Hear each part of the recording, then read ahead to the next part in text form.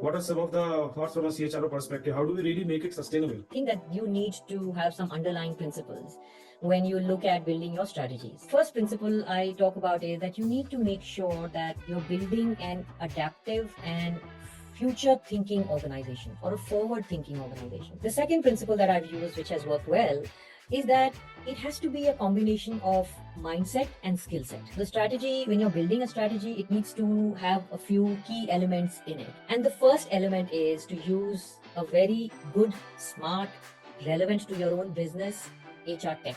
One of the other elements is leadership commitment.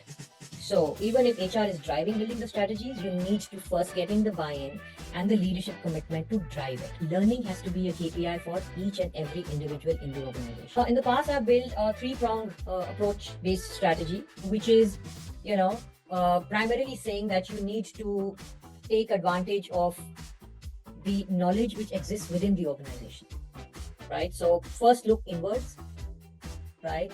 Look at that knowledge, use that knowledge, and then start looking at budgets for external trainings. If you have to sustain learning, one is that there are various things that needs to be done. 76% of the employees, they started believing, the word is believing, that their skill will be outdated within 5 years.